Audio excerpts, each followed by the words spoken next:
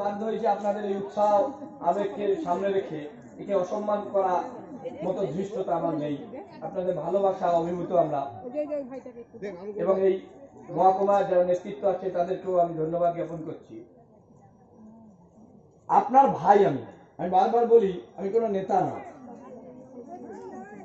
আপনাদের বঞ্চনার, দীর্ঘ বঞ্চনার কোনো না কোনো ভাবে উপরওয়ালা একটা মাধ্যম দরকার, সেই মাধ্যম হিসাবে আমাকে পাঠিয়েছে। তো আজ 38তম জন্মদিনে আমি রাজ্য সরকারকে চ্যালেঞ্জ দিয়ে আপনাদের এই সভা থেকে ঘোষণা করছি, 38-এর যদি 3 আর 8 হয়, 3 আর 8 যোগ করলে 11 হয়। 11ই জানুয়ারি আসছে দিন, চুক্তিভিত্তিক শিক্ষক কর্মীদের বঞ্চনা মুক্তির দিন।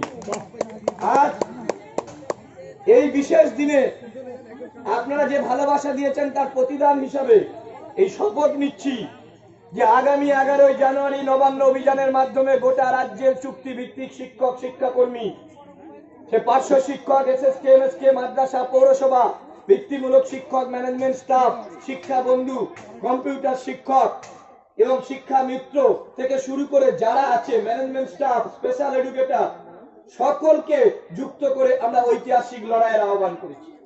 যে লড়াইয়ের প্রেক্ষিত আমাদের বক্তারা বলেছে, যে লড়াই আজকে মহিদুল ইসলাম নয়, যতক্ষণ না ছবি চাকি, মিঠু দাস, মেহবুব থেকে হাফিজুর থেকে শুরু করে নাসির দা, সারওয়ার দা, বুলবুল দা, তারপরে তোরা পাই থেকে হালো দিয়ে আপনাদের মতো হাজারো হাজারো শিক্ষক শিক্ষিকা আছে, তার সঙ্গে আমার পার্শ্ব শিক্ষক নেতৃত্ব, বৃত্তিমূলক থেকে কম্পিউটার সব নেতৃত্ব আছে।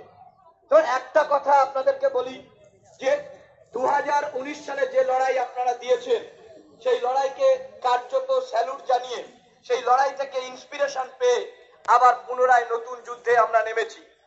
নতুন যুদ্ধটা কি? যে এই সরকারের কাছ থেকেই আমাদের সময় কম, আমরা দীর্ঘ বছর ধরে বঞ্চিত, এই সরকারের কাছ থেকে আমাদের দাবি আদায় করতে হবে। কি সেই দাবি? চুক্তিভিত্তিক শিক্ষক শিক্ষাকর্মীদের যেটা সুপ্রিম কোর্ট বলে দিয়েছে সম কাজে সমবেতন দিতে হবে, অথচ রাজ্য সরকার মানছে না বা কেন্দ্র সরকার তৎপরতা দেখাচ্ছে না। ফলে আমাদের লড়াইটা আমাদের লড়তে হবে, এবং সাথে সাথে আমাদের বুঝতে হবে যে আমরা শিক্ষক ঐক্য মুক্ত মঞ্চ একটা অরাজনৈতিক প্ল্যাটফর্ম। আপনার লড়াইটা কোনো তৃণমূল করবে না, কোনো বিজেপি করবে না, কোনো সিপিএম করবে না, কোনো কংগ্রেস করবে না। আপনার লড়াই আপনাকে করতে হবে, কারণ ওই সমস্ত রাজনৈতিক লড়াই যারা করে তাদের লক্ষ্য রাজনৈতিক গদি, সুতরাং আপনার আমার লক্ষ্য তাদের কাছে দ্বিতীয় লক্ষ্য। ফলে আমাদের ঐক্যবদ্ধ হতে হবে এবং ঐক্যবদ্ধ হয়ে লড়াই করতে হবে।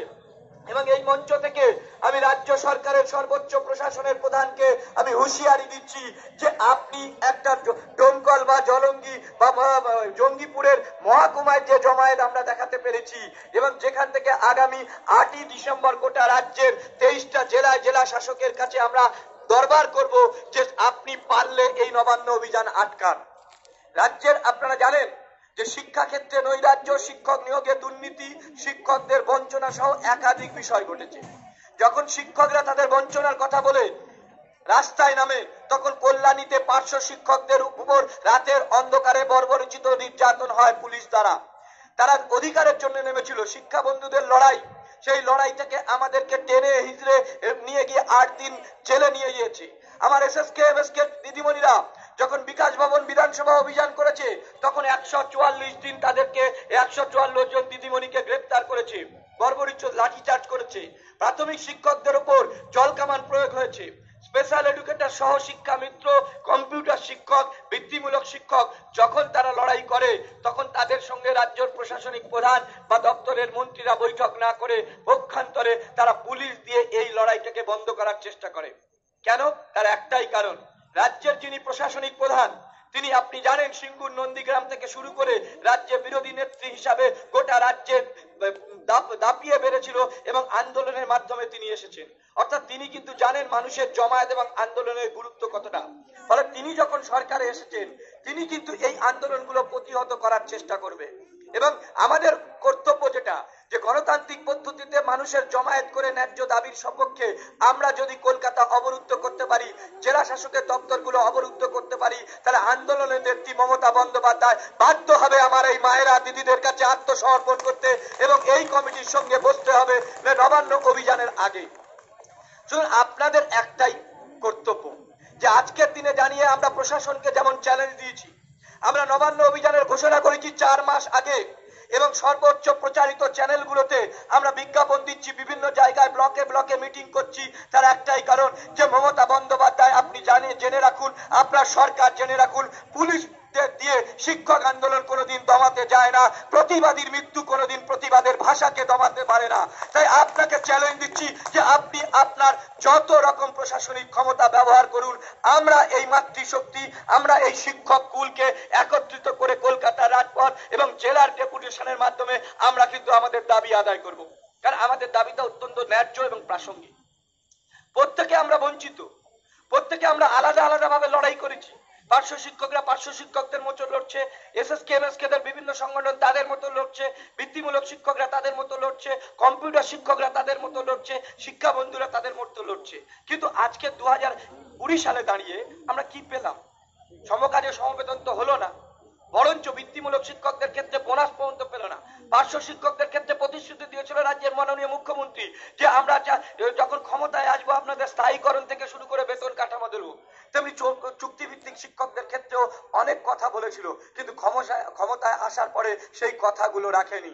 ফলে আমাদের কর্তব্য যেটা, আমরা প্রত্যেকটা সংগঠনকে আহ্বান করেছি যে অনেক লড়াই হয়েছে আলাদা আলাদা ভাবে, আমরাই তো শিক্ষক, আমরা ছাত্রদেরকে বলি, সেই লাঠির গল্পটাকে বলি যে একটা লাঠি ভাঙা সোজা, কিন্তু যখন লাঠিটা 10টা হয় তখন লাঠি কিন্তু ভাঙা যায় না।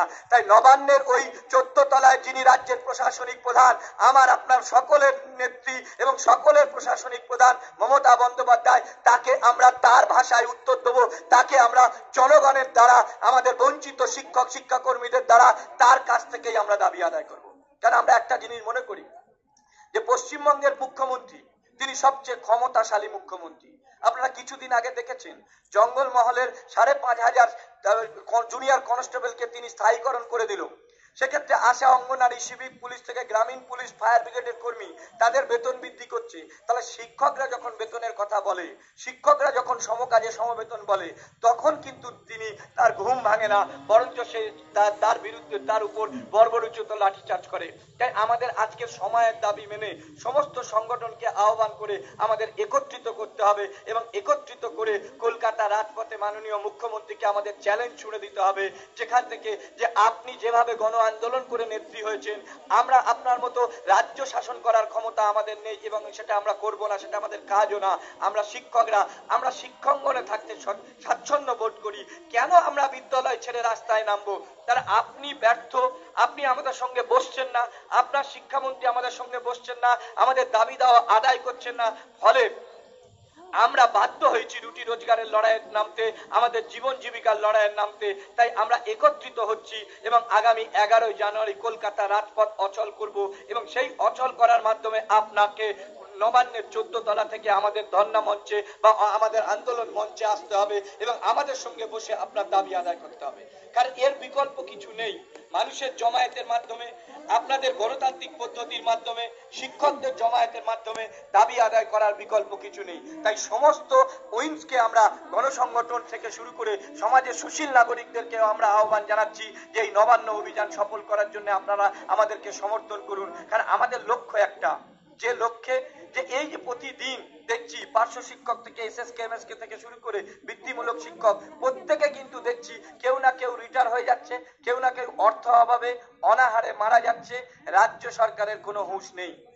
কিছুদিন আগে রাজ্য সরকার অঙ্গনারী, আশা কর্মী তাদের অবসরকালীন বেনিফিট 3 লাখ টাকা করেছে, তাদের আরো কিছু সুযোগ সুবিধা দিয়েছে। আপনি বলুন তো, আমরা প্রত্যেকে শিক্ষক, আমরা শিক্ষার্থীদের পড়াই, তাহলে আমাদের আপনাদের অবসরকালীন বেনিফিট কি? আপনাদের কোনো পেনশনের ব্যবস্থা নেই, আপনাদের ভাতা বৃদ্ধি নেই, বেতন কাঠামো নেই। তাহলে একটা রাজ্যের সরকারের দায়িত্ব ছিল এটা করার। যখন রাজ্য সরকারের সেই দায়িত্ব পালনে ব্যর্থ হয়েছে, তখন আমরা শিক্ষকরা কি করি? আমরা শিক্ষকরা পথ দেখাই, আমরা শিক্ষকরা সমাজ গড়ি। তেমনি আমরা শিক্ষকরা অবাধ্য ছাত্রকে কি করি? শাসন করি। তেমনি যে পুলিশ সেই শিক্ষক আন্দোলনের উপর অত্যাচার বল প্রয়োগ করবে, তাকে এই শিক্ষকরা কলকাতা রাজপথে শাসন করার ক্ষমতা রাখে। তেমনি যে রাজ্যের মুখ্যমন্ত্রী তার নাগরিক দায়িত্ব পালন না করে, শিক্ষকদের দায়িত্ব পালন না করে, শিক্ষকরা ঘরে বসে থাকবে না। সেই রাজ্যের মুখ্যমন্ত্রীকে শাসন করার ক্ষমতা রাখে সেই শিক্ষকরা। তাই আমরা এইখান থেকে মুখ্যমন্ত্রীকে চ্যালেঞ্জ দিচ্ছি, আপনি আপনার সমস্ত ক্ষমতা প্রয়োগ করুন। আমরা শিক্ষক ঐক্য মুক্ত মঞ্চ সমস্ত এই মহাজোট কারোর কাছে মাথা বিক্রি করব না। আমরা আমাদের গণতান্ত্রিক পদ্ধতিতে আপনাকে ও শাসন করব, কারণ আপনি শিক্ষক নয়, শিক্ষক আমরা। আমরা এগিয়ে চলবো, আপনি পিছনে থাকবেন। আপনাকে সম্মান করি, আপনি প্রশাসনিক প্রধান, আপনার দায়িত্ব আছে, আপনার কর্তব্য আছে, আপনি সব স্তরকে সমানভাবে দেখবেন। আমরা বলতে যাই না কে তৃণমূলের মুখ্যমন্ত্রী, কে বিজেপির মুখ্যমন্ত্রী, কে সিপিএম এর মুখ্যমন্ত্রী। আমরা বলতে চাই রাজ্যের মুখ্যমন্ত্রী আমাদের বাংলার মুখ্যমন্ত্রী।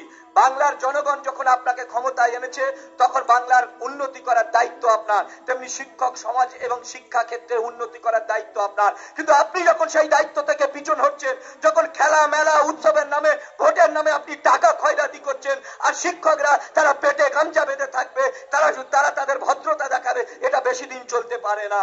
তাই শিক্ষকদের সেই জাগতে হবে, তারা এই মুখ্যমন্ত্রীকে শিক্ষা দেওয়ার কাজ করবে এবং নবান্ন অভিযানের মাধ্যমে তারা মুখ্যমন্ত্রীকে শিক্ষা দেবে, তাদের দাবি আদায় করে ফিরবে। এই বার্তা আপনারা ব্লকে ব্লকে জেলায় জেলায় পৌঁছে দিতে হবে।